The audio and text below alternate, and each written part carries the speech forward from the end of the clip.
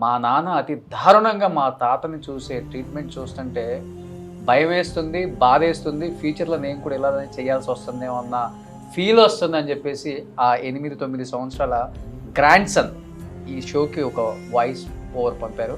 దాన్ని ఒకసారి చూద్దాం. రమ్య గారు ప్లీజ్. షూర్. మా తాతయ్య అరిచినప్పుడల్లా మా డాడీకి ఇరిటేషన్ వస్తుంది. ఆ ఇరిటేషన్లో అరవద్దు అని చెప్పి ఇష్టం వచ్చినట్టు మా తాతయ్యని కొడతారు.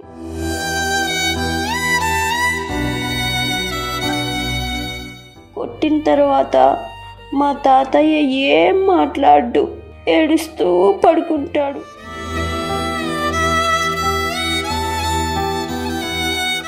మా తాతయ్య ఏడ్చేటప్పుడు మా డాడీ నాకు విలన్లా కనిపిస్తాడు. నాకు మా డాడీని కొట్టాలనిపిస్తుంది కూడా.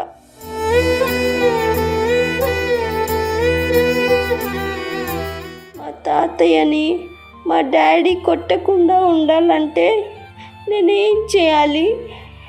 ఇలా కొట్టడం నిజంగా తప్పు కదా? రమ్య గారు ఎపిసోడ్ కట్ చేయండి సార్. డాగ్ని కానీ దేనన్నా ఇంకా పెట్లాగా పెంచుకుంటున్న సొసైటీలో ఉన్నప్పుడు మనిషిని మాత్రం అంతకంటే హీనంగా చూస్తాను. కోడలు అలా చేస్తుంటే కొడుకు 4 పీకెరా నీ భార్యకి చెప్పు మామగారిని బాగా చూడమని, లేదా పనోళ్ళని పెట్టు నీ ఆవిడ చూడకపోతే అనొచ్చు. కొడుకే చూడడానికి ఇంట్రెస్ట్ చూపించకపోతే, ఆయన దగ్గుతుంటే ఆయన అరుస్తుంటే ఈయన అసహించుకుంటూ కొట్టేదాకా మీదకి వెళ్తున్నాడు. అది పిల్లోడు చూస్తున్నాడంటే ఆ పిల్లోడికి నువ్వేం నేర్పిస్తున్నట్లు? ఎందుకు ఇంత హీనంగా మానవతా సంబంధాలు విలువలే లేకుండా బిహేవ్ చేస్తున్నాడు? ప్లీజ్ మోరల్స్ ఎథిక్స్తో పిల్లల్ని పెంచండి. పెంచని చేత కాకపోతే మానేయండి. మంచి మార్గంలో నడిపించడానికి నేను సిద్ధంగా ఉన్నాను, రమ్య గారు సిద్ధంగా ఉన్నారు, సుమన్ టీవీ సిద్ధంగా ఉంది. మీరు కూడా సిద్ధంగా ఉన్నారు అనుకుంటే రావచ్చు, స్వచ్ఛందంగా వచ్చి అక్కడ కూర్చోవచ్చు.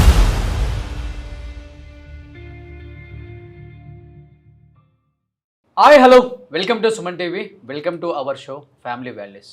అవర్ ఎందుకని చెప్తున్నానంటే ఇది నా షో కాదు, మన అందరి షో కాబట్టి. ఎందుకంటే మనకి పూర్వం చెప్పేవాళ్ళు పెద్దవాళ్ళందరూ కూడా, ఆవు వచ్చి చేలో మేస్తే దూడొచ్చి గట్టిని మేస్తుందా అని. అది ఒకప్పుడు. కానీ ఇప్పుడు ఆవు వచ్చి చేలో మేస్తే దూడ కూడా చేలోనే మేస్తుంది. అంటే మనం పిల్లలు. ఎందుకంటే మనం పేరెంట్స్కి వాల్యూ ఇవ్వటం మానేసాం, పేరెంట్స్ని చూసుకోవటం మానేసాం. పేరెంట్స్ ఆరోగ్యం బాగోలేకపోయినా కానీ రేపు వెళ్దాం, ఎల్లుండి వెళ్దాం, నెక్స్ట్ మంత్ వెళ్దాం అని పోస్ట్ పోన్ చేయడం కూడా చూస్తున్నాం. కానీ వాళ్ళ ఆరోగ్యాలు బాగోలేక ఇంట్లో ఒక కేర్ టేకర్ని పెట్టి చేయించే పేరెంట్స్ని అంటే కిడ్స్ని చూస్తున్నాం. వాళ్ళని భారంగా ఫీల్ అయ్యే పిల్లలను కూడా చూస్తున్నాం. కానీ మీరు ఎప్పుడైతే ఇలా చేస్తారో మీ పిల్లల మైండ్లో కూడా అదే పడుతుంది. అదేంటి మా అమ్మ మా నాన్న, వాళ్ళ అమ్మ తీసేయండి, వాళ్ళ నాన్న అంటే నాన్న అనేవాడు హీరో ఏ ఇంట్లో అయినా. కానీ మా నాన్న ఏంటి మా తాతయ్యని మా అమ్మమ్మని ఇంత భారంగా ఫీల్ అవుతున్నాడు, రేపు నేను కూడా మా నాన్న ఇలానే కదా ఫీల్ అవ్వాల్సిందే, ఇంతే కదా చేయాల్సింది నేను కూడా అనేది. ఎందుకంటే పిల్లలకి మనం ఏం నేర్పిస్తామో పిల్లలు పెద్ద అయ్యేటప్పుడు ఏదైతే నేర్చుకుంటారో పెద్ద అయ్యాక కూడా అదే ఫాలో అవుతారు. అది రేపు నీ విషయంలో కూడా ఫాలో అవుతాడన్న గుర్తుపెట్టుకోండి. డెఫినెట్గా మొత్తం టెక్నాలజీ మారిపోయింది, కానీ మీ పిల్లల మైండ్ సెట్ అయితే మారదు. మీ పిల్లలు కూడా మనం ఏం చేస్తే అదే చేస్తారు. ఇప్పుడు ఈ ఫ్యామిలీ వాల్యూస్ షోకి ఒక తండ్రి పంపలేదు, ఒక కొడుకు పంపలేదు, ఒక కూతురు పంపలేదు, ఒక కోడలు పంపలేదు.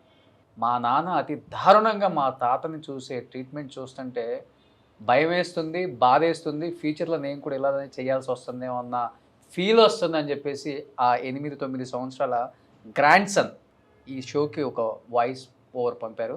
దాన్ని ఒకసారి చూద్దాం. రమ్య గారు ప్లీజ్. సార్, యాక్చువల్గా మన సుమన్ టీవీలో చాలా ప్రోగ్రామ్స్ నడుస్తుంటే కొత్త ప్రోగ్రామ్ స్టార్ట్ చేశారు ఫ్యామిలీ వాల్యూస్ అని.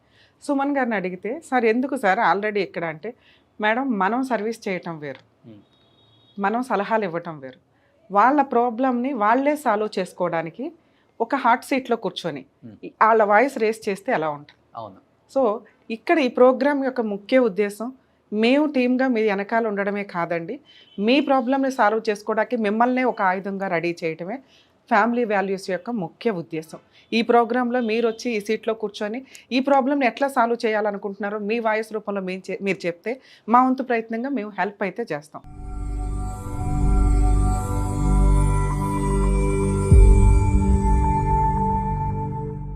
నాకు మా నాన్న అంటే చాలా ఇష్టం. నాకు మా నాన్నే హీరో, కానీ అదే హీరో నా తాతయ్యకి విలన్గా మారిన రోజు నాకేమీ అర్థం కాదు. మా తాతయ్య అంటే నాకు చాలా ఇష్టం. చిన్నప్పుడు ఆయన నాతో కథలు చెప్పేవారు, నన్ను స్కూల్కి తీసుకెళ్ళేవారు. నాకు భయం వచ్చినప్పుడు ఆయనే నాకు ధైర్యం. ఇప్పుడు ఆయనకి హెల్త్ బాగోలేదు, బాడీ మొత్తం పెయిన్స్ అంటుంటారు. ఆ పెయిన్స్ తట్టుకోలేక అప్పుడప్పుడు అరుస్తూ ఉంటారు. మా తాతయ్య అరిచినప్పుడల్లా మా డాడీకి ఇరిటేషన్ వస్తుంది. ఆ ఇరిటేషన్లో అరవద్దు అని చెప్పి ఇష్టం వచ్చినట్టు మా తాతయ్యని కొడతారు. కొట్టిన తర్వాత మా తాతయ్య ఏం మాట్లాడు, ఏడుస్తూ పడుకుంటాడు. ఆయన కళ్ళల్లో నీళ్ళు చూస్తే నా గుండె పగిలిపోతుంది. అది చూసినప్పుడల్లా నాకు చాలా బాధేస్తుంది. ఎందుకంటే మా తాతయ్య మా డాడీకి ఫాదర్ కదా. ఒక సన్ తన ఫాదర్ని ఇలా కొట్టడం తప్పు కదా. మా తాతయ్య ఏడ్చేటప్పుడు మా డాడీ నాకు విలన్లా కనిపిస్తాడు. నాకు మా డాడీని కొట్టాలనిపిస్తుంది కూడా, కానీ నేను చిన్నపిల్లని కదా, ఏం చేయాలో నాకు తెలియదు. నేను అన్నం కూడా తినలేకపోతున్నాను. మా తాతయ్యే గుర్తొస్తున్నాడు. పడుకున్నా నిద్ర రావటం లేదు. మా తాతయ్య ఏడుపే మళ్ళీ మళ్ళీ గుర్తొస్తుంది. మా తాతయ్యని మా డాడీ కొట్టకుండా ఉండాలంటే నేనేం చేయాలి?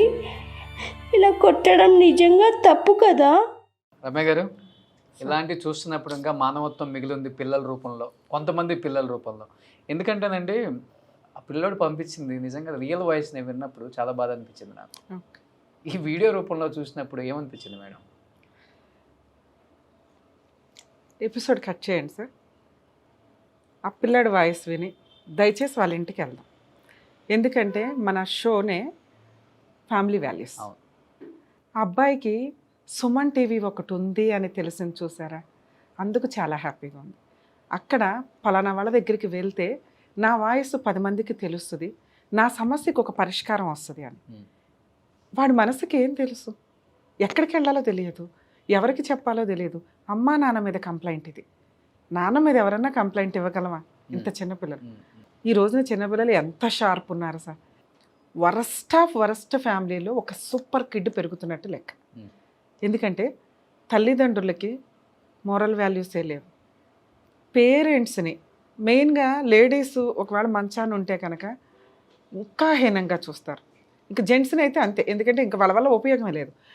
లేడీస్ నానమ్మో ఎవరో అమ్మమ్మో ఎవరైనా కానీ అట్లా వేస్ట్ ఫిలోస్ లాగా పనికి మాలిన ఒక సామాన్ లాగా ఉన్నారు అంటే వాళ్ళకి తిండి పెట్టడం కదా. మనం ఇంకా యానిమల్స్ని అన్న అంటే డాగ్ని కానీ దేన్నన్నా ఇంకా పెట్లాగా పెంచుకుంటున్న సొసైటీలో ఉన్నప్పుడు మనిషిని మాత్రం అంతకంటే హీనంగా చూస్తారు. వాళ్ళకి తిండి పెట్టడానికి రెడీగా ఉండరు, వాళ్ళని నీట్గా రెడీ చేయించడానికి రెడీగా ఉండరు. ఇంకా చాలా అసహ్యంగా మనం చాలా సందర్భాల్లో వీడియోలు కూడా చూస్తున్నాం. నిజంగా ఆ వీడియోలో ఒక సంబంధించిన పిల్లాడా అనిపిస్తుంది నాకైతే. అలా కూడా మనుషులు ఈరోజు బతుకుతున్నారని నిజంగా మీరు చూడలేకపోతే గవర్నమెంట్కి సంబంధించిన ఎన్జిఓస్ కొన్ని ఉంటాయి, వాళ్ళకి ఫోన్ చేసి వీళ్ళని పడేసినా కూడా మళ్ళాంటి వాళ్ళు ఎవరో హెల్ప్ చేస్తూ ఆ ఫండ్ తోటి వాళ్ళు బతుకుతూ ఉంటారు. గవర్నమెంట్ ఇచ్చే ఫండ్స్తో కూడా వీళ్ళకంటే బెటర్ పొజిషన్లో అయితే చూస్తారు. అవును. అలాంటి ఒక ఫ్యామిలీలో ఆ తండ్రి ఈ కొడుకుని పెంచి చదివించి పెళ్లి చేసి ఒక కుటుంబాన్ని ఇస్తే ఇంత దారుణంగా పిల్లాడు చూస్తూ ఉండగా, అంటే ఈరోజు ఒక్కరోజు చూస్తుండగా పిల్లాడు మన దాకా వాడు రీచ్ అయ్యాడంటే రోజు రెగ్యులర్గా జరుగుతున్న ఇన్సిడెంట్లు అవి. ఇంకా తప్పలే వాడికి, ఎక్కడో అక్కడ వాడు వెక్స్ అయిపోయి భయపడి ఎందుకు ఈ ఫోన్ చేయాల్సి వచ్చింది ఆ పిల్లాడికి అంటే తాత మ్యాక్సిమం మనం మాట్లాడుకుంటాం. ఒక స్టేజ్ వచ్చిన తర్వాత కొడుకు కోడలు వీళ్ళెవరో టైం స్పెండ్ చేయరు కాబట్టి వాళ్ళ లైఫ్ అంతా పిల్లలు మనవాళ్ళు మనవరాళ్ళ మీదే ఉంటుంది. వీళ్ళని స్కూల్కి తీసుకెళ్ళడం, గేమ్స్కి తీసుకెళ్ళడం, స్విమ్మింగ్ పూల్కి తీసుకురావడం అది ఒక డైలీ వర్క్ లాగా అయిపోద్ది. అంటే నా అవసరం ఈ కుటుంబానికి ఉంది, నేను మనిషిని ఉనికిని చాటుకోవడానికి వీళ్ళు చేసే సర్వీసు, వీళ్ళు చేసే పని యూజ్ అవుతూ ఉంటుంది. ఆ పనితో పాటు బాండింగ్, పిల్లడితో టైం ఎవరు స్పెండ్ చేస్తున్నారు? తాతయ్య స్పెండ్ చేస్తున్నాడు. స్పెండ్ చేస్తున్నప్పుడు వాళ్ళిద్దరి మధ్య ఒక బాండింగ్ ఉంటుంది. మనకి ఒకప్పుడు ఉన్నట్లే, ఆ తండ్రికి ఒకప్పుడు ఉన్నట్లే. కానీ ఎందుకు ఇంత హీనంగా మానవతా సంబంధాలు విలువలే లేకుండా బిహేవ్ చేస్తున్నారు? కొడుకు చూస్తున్నాడు, రేపటి రోజున ఇతను నాన్నని గౌరవంగా చూసుకుంటేనే అక్కడ కోడలు అంది అన్నా కూడా మనం అసహించుకుంటాం ఓ పక్కన. ఏదేంటి మనిషివా పశువా, ఆయన ఆస్తి తిన్నావు, ఆయన ఇది తిన్నావు, మనిషిని చూడలేకపోతే అట్లా అని. కొడుకు అనేసరికి ఇంకొంచెం ఎలా మాట్లాడాలో కూడా అర్థం కావట్లే. సొంత కొడుకు, కోడలు అలా చేస్తుంటే కొడుకు 4 పీకెరా నీ భార్యకి చెప్పు మామగారిని బాగా చూడమని, లేదా పనోళ్ళని పెట్టు నీ ఆవిడ చూడకపోతే అనొచ్చు. కొడుకే చూడడానికి ఇంట్రెస్ట్ చూపించకపోతే, చూడకపోయినా పర్వాలా, ఆయన దగ్గుతుంటే ఆయన అరుస్తుంటే ఈయన అసహించుకుంటూ కొట్టేదాకా మీదకి వెళ్తున్నాడు, అది పిల్లోడు చూస్తున్నాడంటే ఆ పిల్లోడికి నువ్వేం నేర్పిస్తున్నట్లు?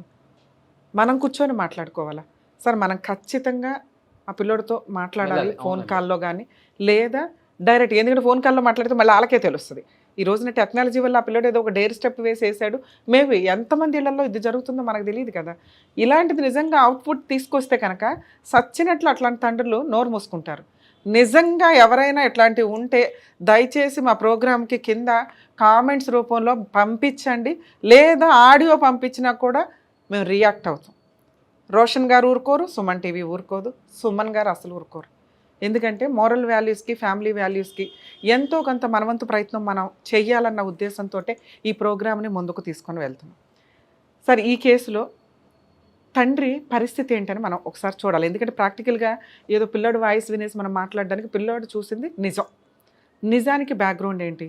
అక్కడ తాత అనే వ్యక్తి మంచం మీద పడుకొని ఉన్నాడు, ఆరోగ్యం బాగోలేదు. అతన్ని ప్రాపర్ మెడికేట్ జరుగుతుందా లేదా అని కూడా మనకు తెలియట్లా. ఎందుకంటే పిల్లాడికి అది తెలియదు. పిల్లాడికి ఏం కనిపించింది? నాన్న అరవటం, నాన్న తిట్టడం, ఇవి కనిపిస్తుంది. ఒక మనిషి యొక్క హ్యూమన్ రైట్ హెల్త్కి సంబంధించి మన ఆర్టికల్స్లో, కాన్స్టిట్యూషన్లో ఇతనికి బేసిక్ మెడికల్ కేర్ నడుస్తుందా లేదా అని చూడాల్సిన బాధ్యత ఉంది. నాన్న ఒకవేళ నువ్వు ఇది చూస్తుంటే మీ తాతకి ప్రాపర్గా మెడికల్ కేర్ నడుస్తుందా లేదా చూడండి, లేదా ఒకవేళ మేమే రాగలిగితే ఖచ్చితంగా మేము వస్తాం, రావడానికి 100% ప్రయత్నిస్తాం. ఇన్ కేసు నీకు కనుక మీ తాతకు మెడిసిన్ ఇస్తున్నారా లేదా అని అనిపించినా, లేదా మీ నాన్న ఇంకొకసారి మీ తాతని కొట్టడానికి ప్రయత్నించిన, మాకెట్లా ఒక ఆడియో పంపించావో 100కి ఒక్కసారి డైల్ చేయండి నాన్న. ఇంకొంచెం కంఫర్ట్లో మేము రీచ్ అయ్యే లోపు ఏ అన్యాయమైనా జరగడానికి అవకాశం ఉంది. సో ఎందుకంటే నీ ఇంట్లో రోజు రెగ్యులర్గా జరుగుతుంది. 30 ఏళ్ళు 40 ఏళ్ళు వచ్చిన నేను నాన్నకి నేను చెప్పలేను, 80 years ఉన్న నీకైతే నేను చెప్పగలుగుతున్నాను నాన్న. ఎందుకంటే మీ నాన్నకంటే నువ్వు 1000 రెట్లు బెటర్. అలాంటి కుటుంబంలో నీలాంటి ఒక వారసుడు ఉన్నందుకు నీ తాత చేసుకున్న పుణ్యం. మీ కుటుంబాల్లో కనీసం ఇలాంటి పిల్లోడు ఉండాలని మొక్కుకోండి దయచేసి. వాళ్ళ నాన్న లాంటి వాడు మాత్రం కాదు. ఎందుకంటే ఎంత మోరల్ వాల్యూస్తో పెంచినా పనికి మాలిన వాళ్ళు అలాగే తయారవుతారు. అలాంటి వాళ్ళకి మనం గడ్డి పెట్టి రోజు వెళ్ళి గడ్డి పెట్టినా కూడా తెలియదు. ఎప్పుడు తెలుస్తుంది? వాళ్ళు మంచాన పడ్డ రోజు తెలుస్తుంది. ఆ మహాతల్లి కోడలు ఏం చేస్తుందో నాకు అర్థమే కావట్లా. మీరు వేసుకుంటున్న పనిష్మెంటు ఈ రోజున పిల్లాడు చూస్తున్నాడు, పర్ఫెక్ట్ పనిష్మెంట్ పడాల్సిన రోజుకి ఖచ్చితంగా మీకు పడుతుంది. ఎందుకంటే మేము ఎవరం వచ్చి మీకు పనిష్ చేయవసరం. ఎవరైతే పనిష్ చేయాలో పైన దేవుడు, కింద కొడుకు చూస్తున్నాడు అంతే. కానీ ఇంకొకటి అండి, ఇప్పుడు పోలీసుల వల్ల ఎంత భయపడుతున్నారో ఈ సమాజం నేను చెప్పలేను, కానీ మీడియా వల్ల చాలా భయపడుతున్నారు. ఎందుకంటే లాస్ట్ 3-4 years నుంచి మీరు చూసుకుంటే డిజిటల్ మీడియా ప్రభావం ఎక్కువైపోయింది. అంటే మనం వెళ్తే కేసు పెడితే కేసు తీసుకుంటారా లేదా, తీసుకుంటే అది ముందుకు వెళ్తుందా లేదా, ఇన్ కేస్ అక్కడ కేసు పెట్టిన సంగతి కూడా ఎవరికి తెలియదు కదా, వీళ్ళు భయపడరు కదా. ఎందుకంటే అలాంటప్పుడు ఏం చేయాలి? మనం మీడియాను సహకరించాలి. వాళ్ళైతే ఒక 10-15 ఛానళ్ళల్లో ఉన్నట్లుగా మొత్తం వేసేస్తే సిగ్గుపోతుంది. 10 మంది చిచి మీ బతికిదా అని తిడతారు, లేకపోతే ఒక భయం వస్తుంది. రైట్. సరే, వీటి వల్ల చిన్నపిల్లలకు కూడా మీరు అన్నట్లుగా డిజిటల్ మీడియా ప్రభావం, ఒక వాయిస్ రికార్డ్ చేసి తన కింద స్క్రోల్ అవుతున్న నెంబర్కి పంపించగలిగాడు కదా, నిజంగా హ్యాట్స్ ఆఫ్ నాన్న. ఇలాంటి పిల్లలు ఎంతోమంది ఉన్నారు. పాపం వాళ్ళ బాధను ఎక్కడ చెప్పుకోలేక చెప్తే మళ్ళీ ఏమవుతుందో ఇంట్లో మళ్ళీ కొడతారు అని ఒక చిన్న భయం ఉంటుంది. నేను మళ్ళీ చెప్తున్నాను, ఈ ఫ్యామిలీ వాల్యూ షో చూస్తున్న ప్రతి ఒక్కరికి చెప్తున్నాను, నిజంగా మీ ఇంట్లో ప్రతి ఒక్కళ్ళ ఇంట్లో ఏదో ఒక ప్రాబ్లం ఉంటుంది. చిన్న ప్రాబ్లం గురించి నేను చెప్పను, చాలా పెద్ద ప్రాబ్లం ఉంటే కింద స్క్రోల్ అవుతున్న నెంబర్కి మీరు వీడియో రూపంలో కానీ వాయిస్ రూపంలో కానీ, లేకపోతే మాకు డేర్ ఉంది షోకి వచ్చి అక్కడ కూర్చొని మాట్లాడగలను అనుకుంటే అక్కడ కూర్చొని మీరు మాట్లాడవచ్చు. మీ ఫ్యామిలీలో మీరు మాట్లాడితే డెఫినెట్గా సొసైటీలో చూస్తే మా ఫాదర్లోనో మా అమ్మలోనో లేకపోతే మా వాళ్ళలో చేంజ్ వస్తుంది అనుకుంటే డెఫినెట్గా డేరున్న గుండెలు ఎన్నో ఉంటాయి. రండి, హ్యాపీగా అక్కడ కూర్చోండి, మీ ఫ్యామిలీలో ఉన్న ప్రాబ్లం మీరే మాట్లాడండి, మీ వాళ్ళకి మీరే బుద్ధి చెప్పండి. అప్పుడు సిగ్గు వస్తుంది, అప్పుడే సిగ్గు వస్తుంది సొసైటీకి. మేమిద్దరం కూర్చోవటం వల్ల, పోలీస్ శాఖకి వెళ్ళటం వల్ల ఎవ్వడు మారడు. ఎందుకు మారో తెలుసా? 4 రోజులు ఈ కేసు నడుస్తుంది, తర్వాత మళ్ళీ పోలీసులు మర్చిపోతారు, ఎన్నో వేల కేసుల్లో నాది ఒక కేసు అనుకుంటాడు. కానీ నీ ఫ్యామిలీలో ఉన్న నువ్వే వచ్చి ఇక్కడ కూర్చున్నావంటే నా వాడే నాకు వెన్నుపోటు పొడిచాడంటారు కదా, అది వెన్నుపోటు కాదు. నిన్ను డైరెక్ట్గా ఇక్కడ సూటిగా ఈ కెమెరాలో చూసి క్వశ్చన్ చేస్తాడు కాబట్టి ఒక భయం వస్తుంది. రమ్య గారు రావాలి, సొసైటీ నిజంగా అలా బయటికి రండి. మీడియా మేము సపోర్ట్ చేస్తాం, మేము ఉందే అందుకు. మంచి మార్గంలో నడిపించడానికి నేను సిద్ధంగా ఉన్నాను, రమ్య గారు సిద్ధంగా ఉన్నారు, సుమన్ టీవీ సిద్ధంగా ఉంది. మీరు కూడా సిద్ధంగా ఉన్నారు అనుకుంటే రావచ్చు, స్వచ్ఛందంగా వచ్చి అక్కడ కూర్చోవచ్చు. కింద స్క్రోల్ అవుతున్న నెంబర్కి కాల్ చేయండి, హ్యాపీగా రండి. ఎందుకు చెప్తున్నానంటే దయచేసి ఎవరు కూడా కుటుంబ విలువల్ని చంపమాకండి. చంపి అంటే మీ పిల్లలకు కూడా ఇది నేర్పించే ప్రయత్నం అయితే చెయ్యొద్దు. నిజంగా మీకు చూడకపోతే మేడం చెప్పినట్లు ఎన్నో గవర్నమెంట్కి సంబంధించిన ఎన్జిఓస్ ఉన్నాయి. అమ్మ మా డబ్బు పెట్టాలి, మేము ఇంత స్తోమత ఉందా అనుకునే వాళ్ళకి నేను చెప్తుంది, ప్లీజ్ బంధాల గురించి బాంధవ్యాల గురించి సినిమాలలో చూస్తాం కానీ దాన్ని ఫాలో అవ్వం. ఫస్ట్ ఆఫ్ ఆల్ బంధాలు అయితే కిల్ చేయొద్దు ప్లీజ్. మోరల్స్ ఎథిక్స్తో పిల్లల్ని పెంచండి, చేత కాకపోతే మానేయండి. పిల్లల్ని పెంచేటప్పుడు 100 సార్లు ఆలోచించండి. ఒక మొక్క పిచ్చి మొక్క నాటుతున్నామా, 10 మందికి ఉపయోగపడే మొక్క నాటుతున్నామా అనేది బేసిక్ ఆలోచన లేకపోతే అదే ముళ్ళ కంచె మిమ్మల్ని గుచ్చుకుంటుంది.